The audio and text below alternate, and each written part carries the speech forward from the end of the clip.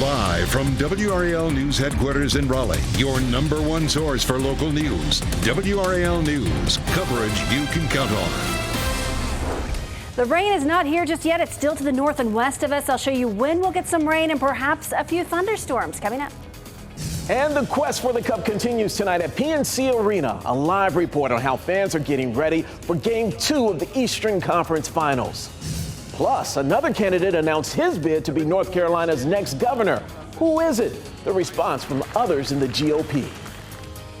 Well, the Hurricanes' quest for the Cup continues tonight at PNC Arena. Good evening and thanks for joining us tonight. I'm Julian Grace. This right here is a live look now as fans get ready for Game 2 of the Eastern Conference Finals against the Florida Panthers. Look at those fans right there. They are ready to go. All right, let's bring in meteorologist Amy Wilmoth. She is filling in for Anthony Baglione in the WRAL Severe Weather Center to talk about a chance for rain tonight. Amy. That's right. Thankfully, the rain has held off for all the tailgating for the Canes fans. The rain's still well to the west of at this point, moving into the North Carolina mountains. We do expect some of this rain to move in overnight tonight. So this is going to be after sunset tonight. So your evening plans will be just fine. I'll pause the clock here around 10 o'clock, maybe a stray shower here in the triangle, but still the line of showers and maybe a few isolated storms in our northwestern counties at that point. And then overnight tonight, we'll have some scattered showers, maybe a few isolated rumbles of thunder. We don't expect any severe weather. There's just not enough energy for that. But this rain is going to last into Sunday, into the first half of your Sunday at least. So our rain chances for the next 12 hours, they're going to be highest after midnight tonight, continuing into the first part of your Sunday. The good news is the second half of our Sunday is looking pretty good, and I'll have more on that coming up in just a little bit. This is a live look at our Jimmy V's cam. Beautiful day for Artsplosion in downtown Raleigh. This festival is underway again tomorrow. We'll show you that forecast hour by hour coming up in just a little bit. Julian? All right, Amy, we are glad you are with us tonight. Well, we are less than 2 hours away from the puck drop for the Game 2 of the Eastern Conference Finals. We're watching that clock as it ticks away. The Carolina Hurricanes are hoping for a win tonight after Thursday night's loss against the Panthers in the fourth overtime period. Wow, that was a long game. WRAL's Brett Neese is live outside PNC Arena where fans are getting ready for tonight's game. And Brett, do I dare ask what the atmosphere is like tonight? Oh, Julian, not a lot of cars coming in because look at all the people that I got here with me, my closest friends. I love hanging out with my Caniacs here at the tailgate. And take a look at this. We got a homemade Stanley Cup made out of all kinds of wrenches and different metal tools here. This thing weighs over 160 pounds. Take a listen from the guy that made it. I decided to build it after the Stadium Series game, and we're having such a great season and everything. I felt like, we need to be represented with a homemade Stanley Cup. So I started on it, put probably 150 hours or so into it. Let's go, Canes! Yeah, so 150 hours to build that cup, but look at all these fans. We're having so much fun out here. These are the fans. These are the Caniacs that go inside PNC Arena and make it the loudest house in the NHL. And tonight, Game 2, we're going to win. We're going to win. Yeah, Game 2, taking on the Panthers tonight. Julian, I love being out here at PNC with these Caniacs. Oh, we know it. Brett Neese always making fans. Reporting live at PNC Arena out in Raleigh. Once again, thank you. Well, let's give you a rundown for tonight. WRAL's Casey Hens will join us live in about 15 minutes for a full preview of tonight's game. And coming up on WRAL at 7:30, we'll have special coverage of Game 2. Then when it ends, be sure to come back to WRAL for our exclusive post-game show at 11:25. We'll have more on the thoughts from the fans, players, and of course the coach once again. So the Canes will take the ice in a couple of hours, as we just mentioned, and the Got to Be NC Festival is happening right now. So what does that mean? That means tens of thousands of people are heading to the area this evening. WRAL's Destiny Patterson is near the state fairgrounds. And Destiny, what are people saying about the traffic out there? Well, Julian, I talked to several people both on and off camera about the traffic, specifically here along Trinity Road where most of that traffic is. And I even ran into it myself. It took me a good 15 to 20 minutes just to figure out where that parking would be.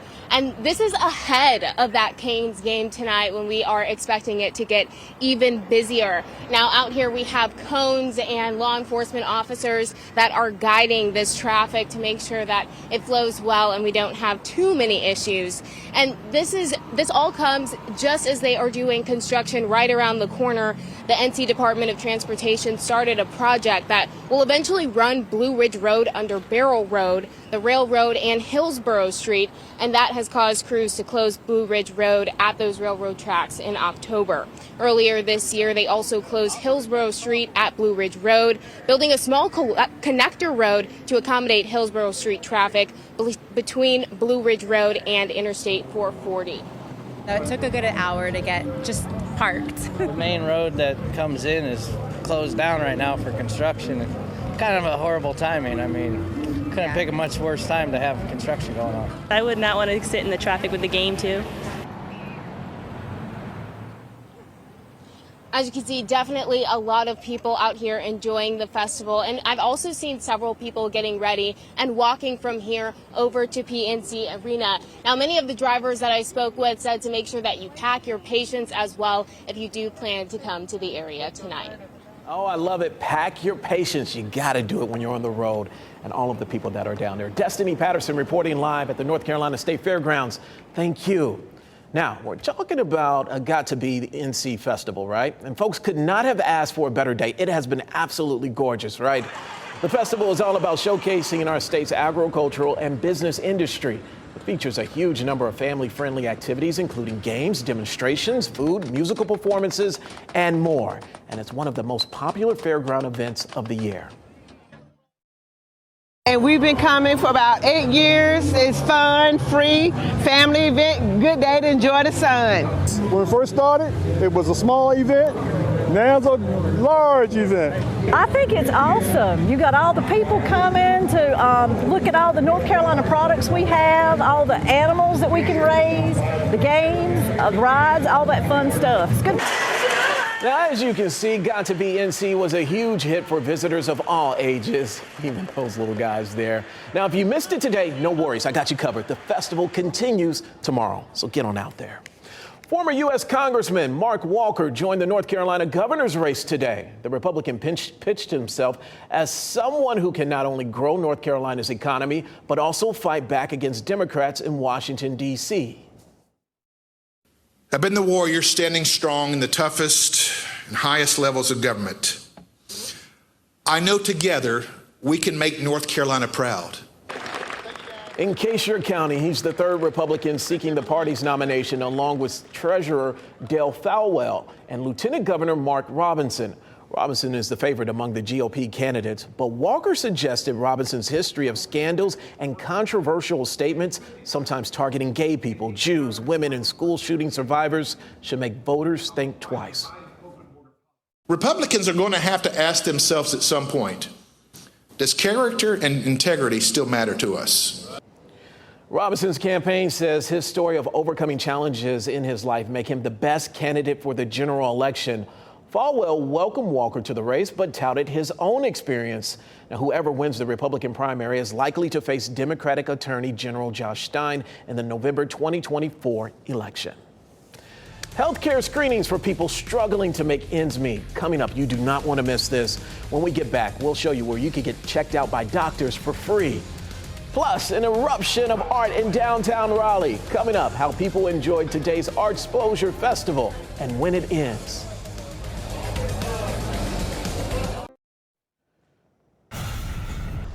Welcome back. We're taking you live outside PNC Arena where fans are getting ready for Game 2 of the Eastern Conference Finals. We are less than 2 hours away from puck drop between the Canes and Panthers. Well, police responded to a shots fired call in Raleigh just after 3 a.m. It happened on the 4000 block of Tocopalooza Street near Standing Rock Way. Investigators say when they arrived at the home, they found that it was hit by bullets. One person inside the house was hurt, but is expected to be okay. It's unclear if this was a random incident. No word yet on any possible arrests. Investigators are working to determine what caused two cars to burst into flames overnight in Raleigh. Responders received the first call of a vehicle fire near Dixon Drive around 2 a.m. A little later, a second vehicle fire was reported on Grand Manor Court. Firefighters say the fires are not believed to be an act of arson. All right, we don't want to rush through this one. A free health clinic continues tomorrow in Henderson. Remote Area Medical is providing the pop-up clinic delivering free dental, vision, and medical services at Advanced Charter School on Ross Mill Road. Services are free and no ID is required. Clinic doors open at 6 a.m.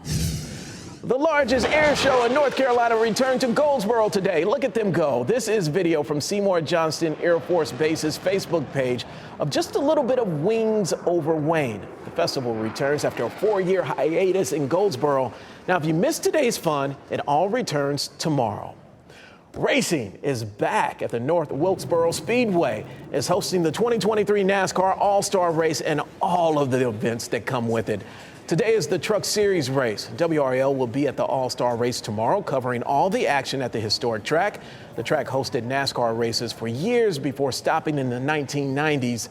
The Speedway received millions of dollars from the state budget a couple of years back, and they used that money to restore the track to its former glory and make some upgrades. I know fans were so happy about that.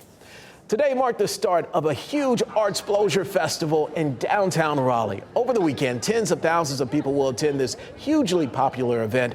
The art market features more than 175 fine artists and craftspeople exhibiting original works of art in 10 different categories. All the works are available for purchase. There are also live musical performances on the main stage. Now, attendees tell us the event does not disappoint. The vibe is awesome. Loved meeting the artists. We chatted up a few and talked about their work. And it didn't rain, and it's not too sunny, so it's like you got the exact perfect day you want. Perfect day that you want. WRAL is presenting sponsor, proud community partner of Artsplosion. The event continues tomorrow. Right now, the American Cancer Society Relay for Life is happening in downtown Raleigh. It got underway in the last hour at Halifax Mall. Now it was postponed from last month because of the weather. WRAL's Travis Fain is MC, coming up tonight at 10 on Fox 50. Hear from those who attended today's relay and what this means to them. You'll hear from them later tonight at 10. Amy, the weather was absolutely gorgeous today. It looks beautiful behind me, but those clouds are telling us rain is on the way, right? We do. We have some rain on the way, but it's kind of good timing. It's going to arrive overnight tonight and continue into the first half of Sunday, and then we'll salvage the second half. At least that's what I'm thinking at this point. But right now, the rain's still well to the north and west of us. It's been great weather for all of those outdoor events that we've had this weekend. But rain and storms will arrive overnight tonight. I think we'll have isolated storms. Most of the energy with this system is going to stay south of us. So a few isolated rumbles of thunder overnight tonight, but I don't think we're going to have widespread thunderstorm activity. So let's walk you through Futurecast hour by hour. Around 10 o'clock tonight, we'll notice the showers moving into our northwestern counties, maybe a couple of sprinkles here in the Triangle, but I think most of the rain will hold off until well after sunset, until around midnight or so in the Triangle. Around 5 o'clock in the morning, some scattered showers, maybe a few isolated thunderstorms, and we do expect scattered showers through the morning hours and maybe as late as lunchtime or so. The best chance for any lingering showers into the afternoon would be in our southeastern communities. A few showers still possible, maybe down in Sampson County, Cumberland County, perhaps in Wayne County into the second part of the afternoon. But I think eventually we'll have some clearing. We'll have a northerly flow move in behind a front that moves through. And so by the end of the day, we should see at least a little bit of sunshine. The timing of this front arriving overnight, it means that we're probably not going to see any severe weather. So I thought it'd be interesting to take a look at Futurecast storm energy. With cold fronts moving through overnight, it's pretty rare to have a lot of energy with that, and you need a lot of atmospheric energy to produce any severe storms. And notice how it is just very, very weak as that rain starts to arrive overnight tonight into Sunday. This is very weak storm energy. So again, we can't rule out an isolated rumble of thunder, but severe weather, we just don't think it's going to happen with this particular round of rain and thunderstorms. This is a live look at the deep map. They have some clouds there. There is a game that gets started shortly after 6:30. The weather should be great for the game. It should stay dry through the game, which is good. And this is a live look at the WRAL Gardens. Of course, we have the Century Plant here, which continues to change day by day. And I've now seen at least 2 brides, 2 weddings here in the gardens. And we've had perfect weather for weddings today. And as Julian was talking about, we had Artsplosion in downtown. That's still happening. The weather great for that. It's 75 degrees. This is a look from our Jimmy V's cam in downtown. A little bit of a breeze at times. The dew point's at 63, so it's a little bit muggy, but it's not terrible. We'll stay in the 70s for the next several hours, and eventually we'll fall into the 60s overnight tonight. We have some 80s in South Hill and Rocky Mount, 79 in Goldsboro right now, 75 degrees right now in Raleigh and in Durham. Showers possible overnight tonight. A few rumbles of thunder. Temperatures will stay in the 60s, so it does stay pretty mild tonight. If you're headed to Artsplosion or any kind of outdoor activity, maybe got to be NC tomorrow, you might want to hold off until the second half of the day, maybe around lunchtime or so. We'll have the showers in the morning, maybe isolated storm, and temperatures will stay in the mid to upper 70s through the afternoon tomorrow. And looking ahead to next week, staying pretty quiet, mainly dry with highs in the upper 70s and lower 80s. Julian. We'll take a quiet week. Thank you, Amy. Sure. Casey, I thought the Caniacs would be a little bit too tired after Thursday night's game, but it looks like they're ready to go. Oh, Julian, are you kidding me? No, they've been out here for a few hours. Fans are lined up as the doors are just about to open. But how are the guys feeling? Well, we're going to hear from some of the fellas after that quadruple overtime loss. Plus, we go one-on-one with head coach Rod Brindamore as we preview tonight's Game 2 next in sports.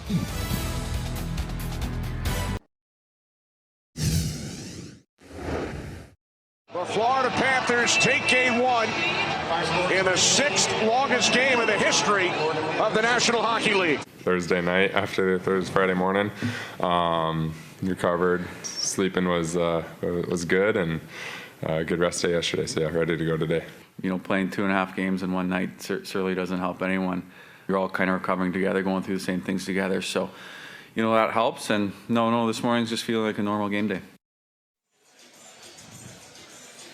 Hey, good evening, everyone. Welcome into sports. I'm Casey Hand, standing alongside Chris Lee as we're coming to you live from PNC Arena as we're getting ready for Game 2 between the Hurricanes and Panthers. And as you just heard, those guys feeling rested, well, as rested as they can be, and ready to go, Chris. Yeah, and hopefully 19,000 of their best friends here are also rested. I know it was a late night for everybody, but Canes fans are definitely ready, and hopefully the Canes can tie it up tonight. Yeah, now yesterday, neither team skated. It was a big day for recovery, which was different for every guy, from 38-year-old Brent Burns all the way down to 21-year-old Seth Jarvis. He said this morning, you know, I'm using my youth to my advantage, so I'm feeling pretty good. But boy, Chris, he looked good Thursday night. Yeah, he absolutely did. And you said the key word. He's 21 years old, so he could definitely bounce back because of a long night. He also had a really good game, and he's playing at his best right now in the Eastern Conference Final. He got the scoring started for the Canes back on Thursday with the first goal of the game, and then, of course, almost hit the game winner in overtime. That was his first conference final game of his career.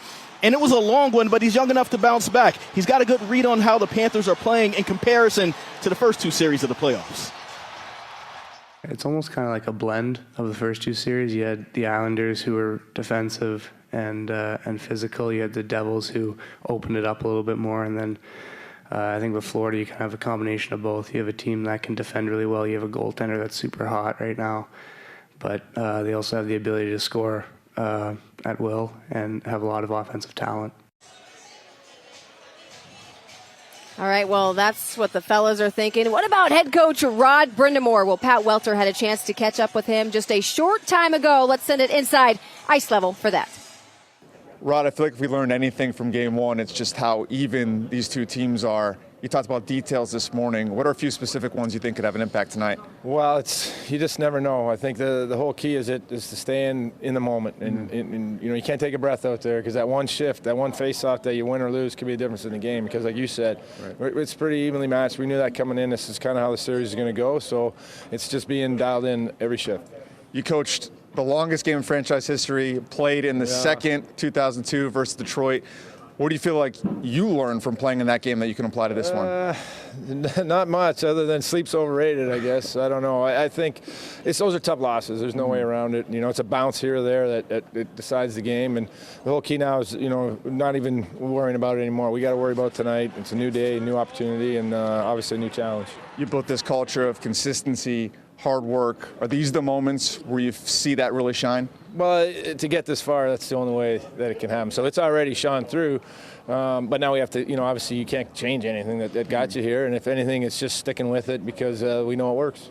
You want to keep us in suspense about the goalies? Yeah. You want to end that suspense right now? There's nothing else to talk about, right, at this point. I mean, so it's nice to have a little bit of anticipation for everybody to see what we're going to do. Obviously, we've got two guys that we really have a lot of faith in, and, one of them will go. You don't have a black eye, so we know Brent Burns is playing. That's right. Well, he's going to play, and, we need the best of him. I mean, he's been great all year, and hopefully he'll be huge tonight. That was a great exclusive from WRAL's Pat Walter. Tonight, we will have an exclusive post-game event, and that'll be after the game is over at 11:25 or after all the overtimes are done. Right. I love it. I was down there with Rowdy, and he is loose as can be, so you love to see that. Good to see. We'll also see you back here, like you said, at 7:30 for our Quest for the Cup pregame coverage. Julian, we'll send it back to you. Hey, Casey, before we go, I want to talk about Jarvis. Just 21. It sounds like he has put the Thursday's game behind him and he's ready to go for tonight. Man, it felt like that this morning. He is super loose, as we just kind of like Rod Brindamore there, but, he's always kind of cracking jokes. But a guy like that, his legs are fresh. And, one thing that Rod Brindamore has said before is that when a guy hasn't played maybe as many years, he knows how big this game is, but he doesn't fully understand it. So he plays the game, goes out there, and he's easy to kind of put these ones behind him, too.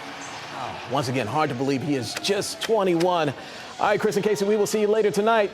Well, thank you. Yes, you for joining us tonight. Make sure you tune in to our news at Fox 50 at 10. Then switch over to WRAL News at 11 and the WRAL post-game special after show for the Canes game tonight. All right, we'll see you later. Have a good one.